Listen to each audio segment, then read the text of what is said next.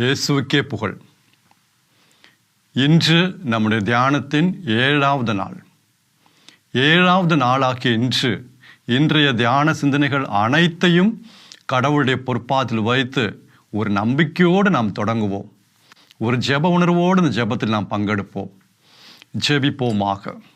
எங்களை ஒவ்வொரு நாளும் பாதுகாத்து வழி நடத்தி வரும் அன்பு தந்தையே இறைவா, இதோ இந்த உம்முடைய வார்த்தையில், இந்த பரிசுத்தமான வார்த்தையில் வியப்புக்குரிய அனைத்தையும் நாங்கள் பார்க்கும்படி எங்களுடைய கண்களை பிரகாசித்தரலும்.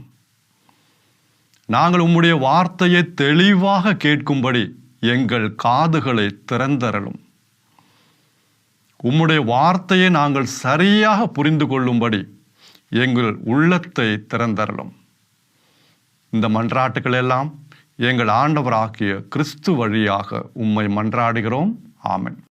இறை இயேசுவில் அன்பார்ந்த சகோதர சகோதரிகளே, நாம் நம்முடைய இந்த தியானத்தின் பொழுது பவுலடிகளார் ரோமியருக்கு எழுதிய திருமுகத்தை ஆழமாக தியானித்து வருகிறோம்.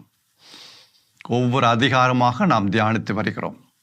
ஏன், என்ன காரணம் அப்படின்னா, இந்த ரோமியருக்கு எழுதிய கடிதத்தை இந்த திருமுகத்தில் தான் முழு நற்செய்தி அடங்கி உள்ளது. முழு நற்செய்தி மட்டுமல்ல, அந்த நற்செய்தி அந்த ஒரு ஆர்டரில் படிப்படியாக அவர் நமக்கு தூய ஆவியானவர் சொல்லித் தருகிறார். தொடக்கத்திலிருந்து கடைசி வரைக்கும் நற்செய்தி என்னவென்று இதில் அடங்கி உள்ளது. அந்த நற்செய்தி ஸ்டெப்பாக நமக்கு சொல்லித் தருகிறார் தூய ஆவியானவர் இந்த ரோமருக்கு எழுதிய கடிதத்தின் வழியாக. எனவே இது மிகவும் முக்கியமானது.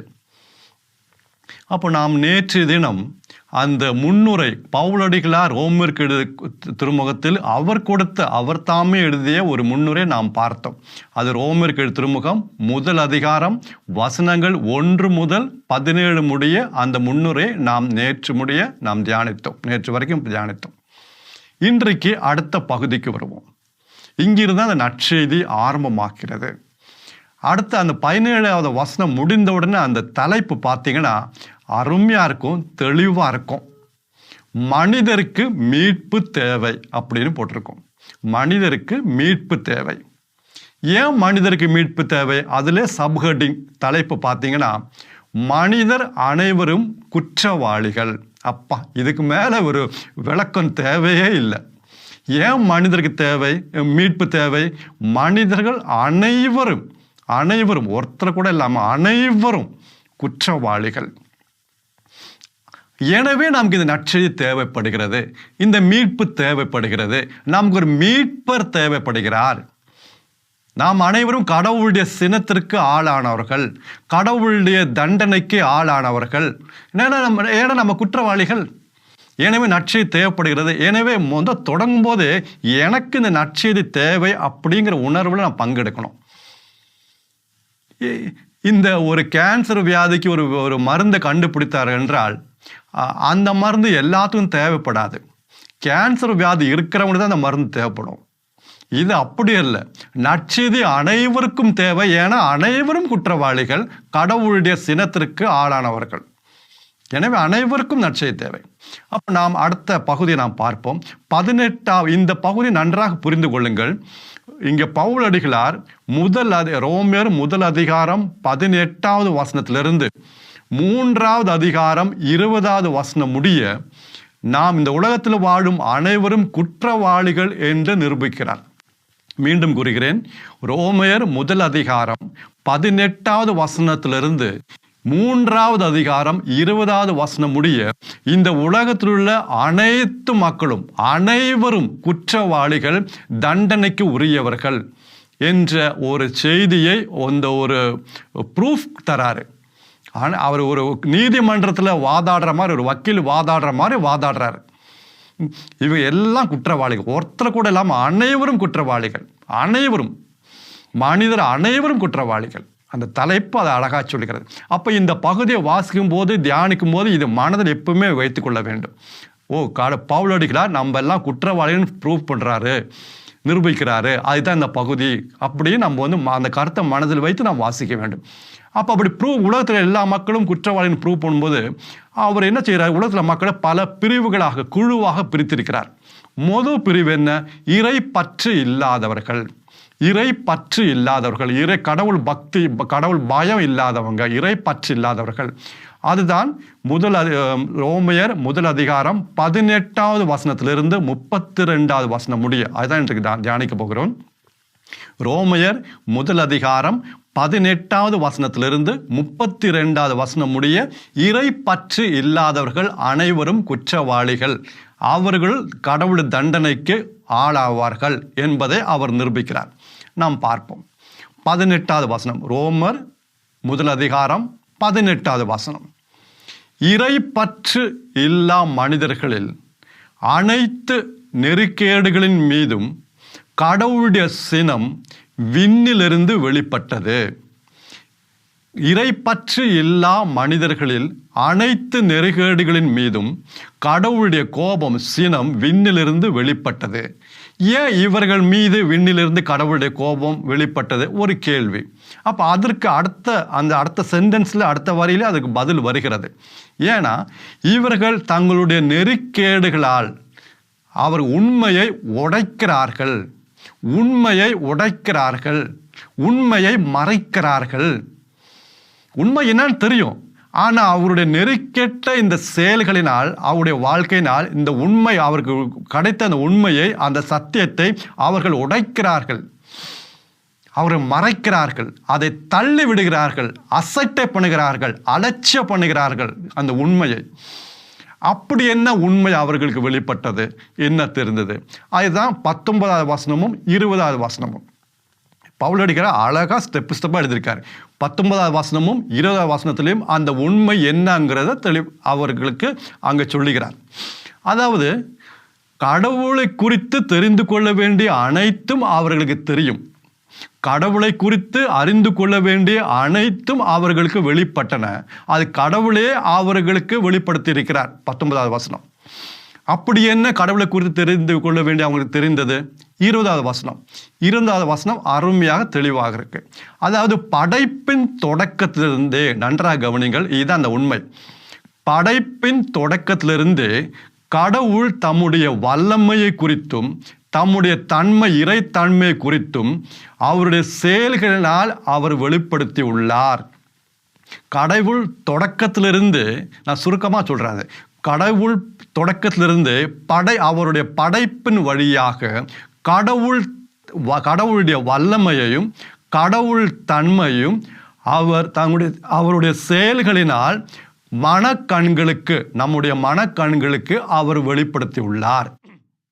அதாவது படைப்பெல்லாம் பார்க்கும் பொழுது, அவர் படைத்த இந்த வானத்தையும் வான்வெளி அனைத்தையும் பார்க்கும்பொழுது, இந்த இயற்கையெல்லாம் பார்க்கும் பொழுது, ஆஹா, இதுக்கு பின்னாடி ஒருத்தர் இருக்காரு, இதுக்கு பின்னாடி இது வந்து தானா உண்டாகல, இது யாரோ செஞ்சிருக்காங்க, யாரோ படைத்திருக்காங்க, இதுக்கு முன்னாடி கடவுள் இருக்காரு அப்படின்னு அந்த கடவுளை அறிந்து கொள்ளக்கூடிய அந்த தன்மையை அவர் இந்த படைப்பின் வழியாக அவர் வெளிப்படுத்தியிருக்கிறார் நம்முடைய மனக்கண்களுக்கு. அதாவது நம்முடைய உள்ளத்துல, நம்முடைய மனதில் அது பார்த்தாலும் ஒரு கணக்கு போட்டுக்கலாம். இதை பார்க்கும்போது இதுக்கு பின்னாடி யாரோ இருக்காங்க, யாருடைய கரம் இருக்கிறது, கடவுள் இருக்காரு அப்படின்னு ஒவ்வொரு மனிதனும் புரிந்து கொள்ளும்படி அவனுடைய மனதில் இந்த தன்மையை, புரிந்து கொள்ளக்கூடிய தன்மையை அவர் வைத்திருக்கிறாராம். அந்த உண்மை படைப்பு பாருங்களேன். இந்த திருப்பாடல், சாம்ஸ் திருப்பாடல் 19வது திருப்பாடல் வசனங்கள் 1 முதல் 4 முடிய வாசித்து பாருங்கள். 19வது திருப்பாடல் வசனங்கள் 1 முதல் 4 முடிய அந்த படைப்பின் மாட்சியை அந்த திருப்பாடல் ஆசிரியர் விளக்குகிறார். சுருக்கமாக சொல்கிறேன், நல்லா நீங்க படித்து பாருங்கள். உம்முடைய நீ படைத்த அந்த வானத்தையும் உம்முடைய கைவேலையாகிய வான்வெளியும் பார்க்கும் பொழுது அது உம்முடைய மாட்சியை வெளிப்படுத்துகின்றது. ஒவ்வொரு பகலும் அடுத்த பகலோடு அந்த கடவுளுடைய இந்த படைப்பை பற்றி பேசுகிறது. ஒவ்வொரு இரவும் அடுத்த இரவோடு இந்த படைப்பை பற்றி பேசுகிறது. அந்த படைப்பின் மேன்மையை பற்றி அது சொல்லுகிறது. அருமையா இருக்கு. இந்த படைப்பெல்லாம் பார்க்கும்போது கடவுள் எவ்வளவு அழகாக எல்லாம் படைத்திருக்காரு. இதுக்கு பின்னாடி யாரோ இருக்காங்க, இது தானா உண்டாகல. அது அடுத்து இன்னொரு திருப்பாடல் 8வது திருப்பாடல் 8 சாம்ஸ் 8 வசனம் 3. திருப்பாடல் 8:3 இன்னும் அருமையா இருக்கும்.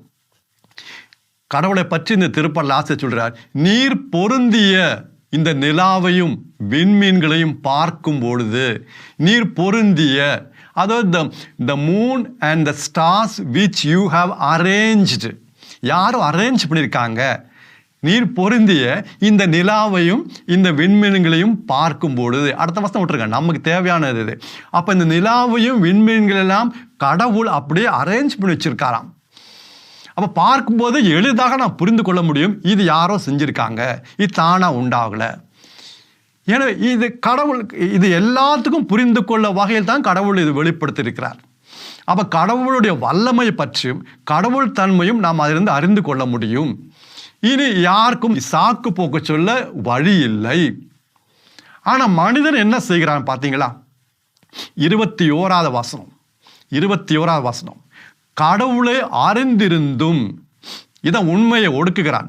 கடவுளை அறிந்திருந்தும் அவன் கடவுளுக்குரிய மாட்சியை கொடுக்கவில்லை, கடவுளுக்கு நன்றி செலுத்தவில்லை. இதுதான் அவனுடைய குற்றம். கடவுளை நன்றாக அறிந்திருந்தும் கடவுளுக்குரிய அந்த மாட்சியை அவன் கொடுக்கல, கடவுளுக்கு நன்றி செலுத்தல. அவன் ஒத்துக்க மாட்டான். இதுக்கு பின்னாடி கடவுள்லாம் கிடையாது, இந்த படைக்கு பின்னாடி கடவுள் எல்லாம் தெரியும், தெரிந்தாலும் தெரிந்த பிறகும் அவன் அதை அலட்சியப்படுத்துகிறான், அசட்டை பண்ணுகிறான். அவன் வேற வாக்குவாதத்தை கொண்டு வரான். இறை பற்று இல்லாதவர்கள். உதாரணத்துக்கு நீங்க ஒரு சிலர் இந்த பிக் பேங் தியரி என்று சொல்லுவார்கள். அதாவது ஆங்கிலத்தில் பிக் பேங் தியரி. அவங்க என்ன சொல்றாங்கன்னா, இந்த உலகெல்லாம், இந்த படைப்பு, இந்த வானத்தையும் வான்வெளியெல்லாம் யாரும் உண்டாக்கல, இது ஏதோ ஒன்று இன்னொன்றோட சேர்ந்து பலமாக மோதியதால் இதெல்லாம் உண்டானதாம். ஏதோ ஒன்று இன்னொன்றோட சேர்ந்து பலமாக, மிகுந்த பலத்தோடு மோதியது. அப்படி அந்த மோதலின் விளைவாக இந்த அழகான வானம், வான்வெளி, சூரியன், நிலா, விண்மீன்கள் எல்லாம் வந்ததாம், தோன்றியதாம். ஒரு பஸ் இன்னொரு பஸ்ஸோட பலமாக மோதும் போது அழகானது ஏதாவது வருமா? ஒரு காரு லைட் போஸ்ட்ல போய் பலமா இடிச்சுச்சுன்னா அதுல இருந்து அழகானது ஏதாவது வருமா? நீங்க கேட்டு பாருங்க. அப்போ ஏதோ ஒன்று இன்னொன்றோட பலமாக மோதியதால் இந்த வானம், வான்வெளி, கோள்கள் எல்லாம் உண்டாயினதாம். அதாவது வேண்டுமென்றே அவன் இந்த சத்தியத்தை, உண்மையை மறைக்கிறான். வேற ஒன்றும் இல்லை, அவனுக்கு தெரியும் கடவுள் இருக்காருன்னு. அல்லது இன்னொரு எடுத்துக்காட்டு எளிதாக நான் சொல்லுகிறேன். நான் ஒரு வீட்டுக்கு போறேன். அந்த வீட்டுக்கு போனோன்னா அந்த வீட்டில் இருக்கிற ஜாமான், பொருட்கள் எல்லாம் ஆக நீட்டா இருக்கு, வீடு நீட்டா இருக்கு. சமையல் அறைக்கு போனா அவ்வளோ நீட்டா இருக்கு. அந்த பாத்திரங்கள், டம்ளரு, பிளேட்டு எல்லாம் அழகா நீட்டா அடக்கி வச்சிருக்காங்க. பெட்ரூம்குலாம் போனால் அந்த கட்டில், அந்த பெட்ஷீட்டு, துணிமணிகள், கபோர்டை திறந்தா எல்லாம் நீட்டாக அடக்கி வச்சுருக்காங்க. அவ்வளோ அருமையாக நீட்டாக அடக்கி வச்சுருக்காங்க. வீட்டில் நாற்காலி, மேசை, அந்த நாற்காலி, அந்த மேசைக்கு மேலே உள்ள அந்த ஃப்ளவர் வாஸு எல்லாம் அவ்வளோ அருமையாக இருக்குது. நான் அவங்கள்ட்ட கேட்குறேன், எப்படி நீங்கள் அரேஞ்ச் பண்ணிங்களா? நீங்கள் எல்லாம் இப்படி நீட்டாக அரேஞ்ச் பண்ணிங்களா? அப்போ அவங்க சொல்கிறாங்க, அப்படிலாம் ஒன்றும் இல்லை ஃபாதர். அப்புறம் நேற்று இரவு இங்கே இந்த ஊரில் ஒரு நிலநடுக்கம் ஏற்பட்டது. அப்படியா? அந்த நிலநடுக்கத்தில் 2 செகண்ட் தான் ஃபாதர், எங்கள் வீடெல்லாம் அப்படியே ஆட்டம் போட்டது.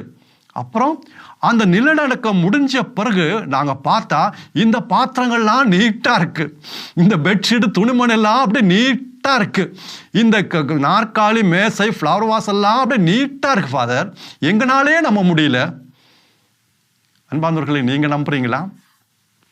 இது நமக்கு தெரியும், இது பொய் சொல்றாங்க, நமக்கு நல்லா தெரியும். நிலநடுக்கம் முடிஞ்சவொடனே எல்லாம் நீட்டா இருக்கான். அதாவது நமக்கு தெரியும், இதுக்கு பின்னாடி யாரோ செயல்பட்டு இருக்காங்க, இதுக்கு பின்னாடி ஏதோ ஒரு கரம் இருக்கிறது, யாரோ செஞ்சிருக்காங்க, நல்லா தெரியும். யாரும் நம்ம ஏமாற்ற முடியாது. ஆனா இறைப்பற்று இல்லாதவர்கள் என்ன செய்கிறார்கள்? இந்த படைப்பெல்லாம் இந்த பார்த்த பிறகும், இந்த வானத்தையும் நிலாவையும் விண்மீன்களையும் கடவுள் அரேஞ்ச் பண்ணிக்காரு, அதெல்லாம் தெரிந்த பிறகும் அவங்க அலட்சியப்படுத்துறாங்க, அசட்டை பண்ணுங்க. அப்படிலாம் ஒன்றும் கிடையாது. அப்படிலாம் இதெல்லாம் ஏதோ வேற விதத்தில் நடந்தது, உண்டானது. அந்த கடவுளை நம்ப மறுக்கிறார்கள். கடவுளுடைய அந்த செயலை அவர்கள் மறக்கிறார்கள். கடவுள் கொடுக்க வேண்டிய மாட்சி அவங்க கொடுக்கல, கடவுள் கொடுக்க வேண்டிய நன்றி அவங்க கொடுக்கல. எனவே இவர்கள் குற்றவாளிகள். அவர்கள் சாக்கு போக்க சொல்ல முடியாது, கடவுளுடைய தண்டனைக்கு உரியவர்கள். பார்த்தீங்களா? 22வது வசனத்துக்கு வருவோம். ஞானிகள் என்று சொல்லும் இவர்கள் மடையர்கள். இதுதான் மடையர்கள்.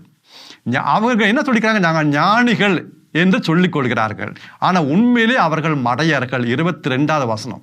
ஞானிகள் என்றும் சொல்லும் இவர்கள், சொல்லிக்கொள்ளும் இவர்கள் உண்மையிலே மடையர்கள். அவங்க செய்த அடுத்த காரியத்தை பாருங்க. ஏன் மடையர்கள்? 23வது வசனம். 1 ரோமர் 1 அதிகாரம் 23வது வசனம். அடுத்து ஏன் அவங்க மடையர்கள்? அழிவில்லாத கடவுளை வழிபடுவதற்கு பதிலாக அழிந்து போகும் மனித உருவத்தை செய்து, அழிந்து போகும் மனித உருவங்களையும் நடப்பன, பரப்பன, ஊர்வன இவற்றின் உருவங்களை செய்து அவர்கள் வழிபட்டார்கள். அழியாத கடவுளை வழிபடுவதற்கு பதிலாக அழிந்து போகும் உருவங்களை, மனித உருவம், படைப்பன, நடப்பன, பரப்பன, ஊர்வன இவற்றுடைய இந்த மிருகங்களுடைய உருவங்களாம் செஞ்சு இவர்கள் வழிபட்டு வருகிறார்கள். இவர்கள் ஆனால் என்ன சொல்கிறார்கள்? நாங்கள் ஞானிகள். ஆனால் உண்மையிலே கடவுள் சொல்ற மடையர்கள். அப்போ இதுதான் அவருடைய குறித்து குற்றச்சாட்டு.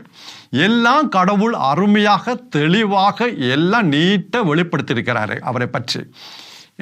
இவர்கள் தெரிந்து கொள்ள வேண்டியது உலகத்தில் எல்லா மனிதர்களுக்கும் இந்த படைப்பின் வழியாக அவர் தம்முடைய வல்லமை, அவருடைய செயலை, அவருடைய கரத்தை அவர் இருக்கிறார் என்பதை வெளிப்படுத்தியிருக்கிறார்.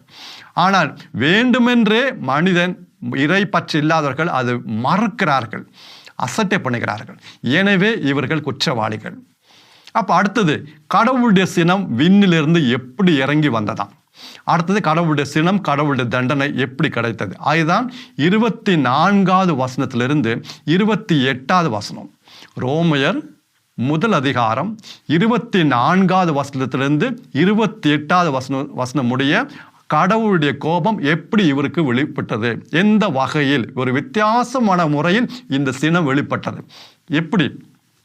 அதாவது நல்லா படிச்சிங்கன்னா அந்த வசனம் 24லேருந்து 28 முடிய 3 முறை இந்த வார்த்தை இருக்கும். என்ன வார்த்தைனா? கடவுள் அவர்களை விட்டு விட்டார், கடவுள் அவர்களை விட்டு விட்டார், கடவுள் அவர்களை விட்டு விட்டார், விட்டு விட்டார் என்று இருக்கும். இதுதான் கடவுளுடைய தண்டனை. போய் தொலைங்க. இனிமேல் உங்களுக்கு எனக்கு எந்த சம்மந்தம் இல்லை, நீங்கள் உங்கள் விருப்பப்படியே போங்க. அன்பான இது பெரிய தண்டனை. நம்மளை அடித்தா கூட பரவாயில்ல, தாங்கிக்கலாம். ஆனால் விட்டு விட்டார்னு சொல்லும்போது பெரிய ஒரு தண்டனை. ஒரு பையன் வீட்டுக்கு வரும்போது அவங்க அப்பா ஏன்டா லேட்டாக வந்தால் கேட்டால் ரொம்ப நல்லதுங்க. எங்கடா போன, ஏன்டா லேட்டாக வந்தால், என்ன செஞ்ச அப்படின்னு கேட்டால் ரொம்ப நல்லது. ஆனால் அந்த மகன் வீட்டுக்கு வரும்போது அப்பா ஒன்றுமே கண்டுக்க மாட்டாரு. அவன் எங்கே போனா என்ன, வந்தா என்ன, போனா என்ன, சாப்பிட்டா என்ன அப்படின்னு விட்டு விட்டாருன்னா அது பெரிய ஒரு பிரச்சனைங்க. அது நல்லதில்லை. அப்போ கடவுள் விட்டு விட்டார் என்ற வார்த்தை 3 முறை வருகிறது. 24வது ரோமையர் 1 அதிகாரம் 24வது வசனம், 26வது வசனம், 28வது வசனத்தில் இந்த 3 முறை இந்த விட்டு விட்டார் வார்த்தை வருகிறது. 24வது வசனம், 26வது வசனம், 28வது வசனத்தில் விட்டு விட்டார் என்ற வார்த்தை வருகிறது. இது இங்கே மட்டும் இல்லை, பைபிளில் பல இடங்களிலும் இது இருக்கு. சில எடுத்துக்காட்டு சொல்லுகிறேன். அதாவது திருத்தூதர் பணி, ஆக்ட்ஸ் ஆஃப் தி அப்போஸ்டல்ஸ், திருத்தூதர் பணி 7வது அதிகாரம் 41, 42லையும் இந்த வார்த்தை வருகிறது. திருத்தூதர் பணி 7வது அதிகாரம் 41, 42ல் இந்த வார்த்தை வருகிறது. அதாவது மனிதர்கள் அவர்கள் பிடித்த சிலையை செய்து அவர்கள் மகிழ்ந்து வழிபட்டார்கள். அவர் பிடித்த சிலை வழிபாடு பற்றி சிலையை செய்து அவர்கள் மகிழ்ந்தார்கள். எனவே கடவுள் அவர்களை வான்வெளி கோள்களை வணங்கும்படி விட்டுவிட்டார். வான்வெளி கோள்களை வணங்கும்படி அவர்களை விட்டுவிட்டார் போங்க. அது மாதிரி இன்னொரு இடத்துல கூட பார்க்கலாம். திருப்பாடல் 81, சாம்ஸ் 81, திருப்பாடல் 81 வசனங்கள் 11, 12, 11, 12 அந்த வசனங்கள்லையும் கடவுள் இந்த வார்த்தையை சொல்லி பயன்படுத்தியிருக்கிறார் தூய ஆவியானவர். அதாவது என்னுடைய மக்கள் என்னுடைய குரலுக்கு செவி சாய்க்கவில்லை, எனக்குரிய மக்கள் என்னுடைய குரலுக்கு செவி சாய்க்கவில்லை, எனவே நான் அவருடைய எண்ணங்களின்படி நடக்க, அவருடைய விருப்பத்தின்படி நடக்க கடின இதயத்திற்கு விட்டு விட்டேன். விட்டு விடுகிறார் கடவுள், விட்டு விட்டேன். அன்பார்ந்தவர்களே, மிகவும் கொடூரமானது அந்த தண்டனை. அப்போ இங்க ரோமருக்கு திருமுகம் 1 அதிகாரம் 24, 28 முடிய வசனங்கள்ல அருவருப்பான காரியங்களுக்கு கடவுள் விட்டு கொடுக்கிறார். ரோமருக்கு திருமுகம் 1 அதிகாரம் 24 28 முடிய வாசிச்சு பார்த்தீங்கன்னா அருவருப்பான அசிங்கமான காரியங்களை செய்யும்படி கடவுள் அவர்களை விட்டு விட்டாராம். அப்புறம் 29 31 முடிய வாசித்து பார்த்தீங்கன்னா அவருடைய வாழ்க்கை எப்படி இருக்கிறது, நன்றாக வாசிக்க வேண்டிய பகுதி, நீங்களும் நானும் வாசிக்க வேண்டியது. இதெல்லாம் எங்களுக்கு இல்லை அப்படின்னு சொல்லி ஒதுக்கிறாதீங்க. அங்கே பாருங்க, அவனுடைய வாழ்க்கை வசனங்கள் 29 முதல் 31 முடிய அவனுடைய வாழ்க்கையிலிருந்து சில காரியங்கள் எடுத்து காட்டப்படுகிறது. பொறாமை உள்ளவர்கள், தீய வழிகளை தேடுபவர்கள், பேராசை கொள்பவர்கள், பாசம் அற்றவர்கள், இரக்கம் அற்றவர்கள், பார்த்தீங்களா, புறங்கூறுபவர்கள், பின்னாடி பேசுறவங்க, இல்லாத முன்னாடி பேச மாட்டாங்க, எல்லாம் போன பிறகு அவர் இப்படியா இல்லாத பொல்லாதெல்லாம் பேசுறவங்க, பார்த்தீங்களா. இவங்கள வாசிச்சு பாருங்க. இதுல நான் இந்த மாதிரி ஏதாவது செய்யறேனா, கீழ்ப்படையாதவர்கள், பெற்றோர்களுக்கு கீழ்ப்படியாதவர்கள், இப்படி பல காரணம். 3 வசனத்துல பாத்தீங்கன்னா 29 31 முடிய 29 31 முடிய நீங்க வாசித்து பாத்தீங்கன்னா பல காரியங்கள் சொல்லப்பட்டுருது. அது நீங்க நம்ம வாசிச்சு இது நான் இந்த மாதிரி ஏதாவது செய்யறேன்னா பாருங்க, ரொம்ப அருமையா இருக்கும். இருந்தா மன்னிப்பு கேளுங்க, வேற ஒண்ணும் இல்லை, மன்னிப்பு கேளுங்க. இது இறை பற்று இல்லாத பத்தி சொல்றாங்க சொல்லி ஒதுக்கிறாதீங்க. அப்புறம் 32வது வசனத்துக்கு வாங்க. 32 கடைசி வசனம், அந்த பகுதியில் கடைசி வசனம். இப்படி செய்பவர்கள், இப்படி வாழ்பவர்கள், இப்படி உண்மை ஒடுக்குபவர்கள் அனைவரும் சாவுக்குள்ளாவார்கள். ஆனா இவர்களுடைய சொல்லிட்டு தூயாவே என்ன சொல்றாருன்னா, இவர்கள் இந்த தீய செயல்களை செய்வது மட்டுமல்ல, இப்படி நடந்து கொள்வது மட்டுமல்ல, இப்படி செய்போர் அனைவரையும் இவர்கள் பாராட்டுகிறார்கள். இப்படி யாரெல்லாம் இவர்களை போல நடந்துக்கிறார்களோ, செயல்படுகிறார்களோ அவர்களை பாராட்டுகிறார்கள் அல்லது அவர்களை உற்சாகப்படுத்துகிறார்களாம். இவர்கள் நிச்சயமாக கடவுளுடைய தண்டனைக்கு ஆளாவார்கள். இவர்கள் கடவுள் தண்டனைக்கு உரியவர்கள். இவர்கள் மீது கடவுளுடைய தண்டனை நிச்சயமாக வரும். இவர்கள் குற்றவாளிகள்.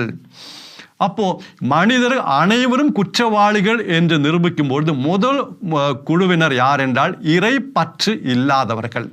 அதுதான் ரோமருக்கு திருமுகம் 1 அதிகாரம் 18வது வசனத்திலிருந்து 32வது வசனம் உடைய இறை பற்று இல்லாதவர்களை பற்றி சொல்லப்படுகிறது. எனவே வாசித்து பாருங்கள். இந்த செய்தியை கேட்ட பிறகு 1 முறையாவது 2 முறையாவது அந்த பகுதியை வாசித்து பாருங்க. அப்புறம் முடிந்தால் இன்னொரு முறை இந்த செய்தியை மீண்டும் கேட்டு பாருங்க. ரொம்ப அருமையா புரியும், எளிதா புரியும். ரோமருக்கு திரும்ப அவ்வளவு கடினமானது ஒன்றும் கிடையாதுங்க, ரொம்ப ஈஸிங்க. இந்த ஸ்டெப் மட்டும் நீங்க நம்ம ஃபாலோ பண்ணா போதும்.